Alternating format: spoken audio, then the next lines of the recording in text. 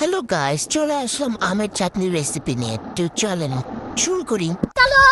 এখানে আমি কাঁচা পাকা আম মিলিয়ে নিয়েছি, টক মিষ্টি আমার কি গাইস। এরপর এগুলোকে পাতা পাতা করে কেটে নিয়েছি। এখন এগুলোকে আরেকটা হাঁড়িতে ট্রান্সফার করবো, করে চুলাই দিলাম। ঢাকনা দিয়ে ঢেকে এবার আমাদের অপেক্ষা করতে হবে। না জানি কতক্ষণ অপেক্ষা করা লাগে guys. A few moments later. ঠিক যখনই আমগুলো এভাবে কিছুটা গলে আসবে তখন আমরা কিছুটা লবণ দিয়ে আবার ভালো মতো নেড়ে চেড়ে দিব। একদম গুঁতা দিয়ে নেড়ে চেড়ে দিতে হবে। এবার আমি ঢাকনা দিয়ে আবারও ঢেকে দিচ্ছি। তারপর এখানে আমি ভিনেগার অ্যাড করে দিবি, দিয়ে আবারও খুব গুঁতায় নিতে হবে। তারপর এখানে চিনি অ্যাড করবো মিষ্টির জন্য। যে যেরকম মিষ্টি পছন্দ করেন আপনারা গাইস সেরকম মিষ্টি ইউজ করবেন, সেরকম মিষ্টি দিবেন আর কি, চিনি দিবেন আর কি। এরপর দিয়ে দিয়েছি লাল মরিচগুলো। আবারও খুব ভালো মতো মিক্স করে অপেক্ষা করবো। Eternity later.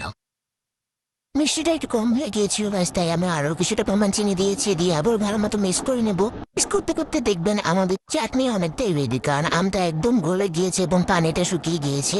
তার জন্য আমি আরেকটা হাঁড়িতে সরিষার তেল দিয়েছি দুইটা তেজপাতা। দুই তেজপাতাটাকে ভালো মতো একটু কিছুক্ষণ ভেজে নেবো। তারপরে দিয়ে দিচ্ছি সেই আমের মিশ্রণ। আমার দ্বারা আকাম না হলে কি হয় গাইস, আমাকে গুটায় নিতে হবে। গুটাইতে দেখবেন আপনার হাত বলতে এসে ছাইরা দে মাকাইন্দা বাচি।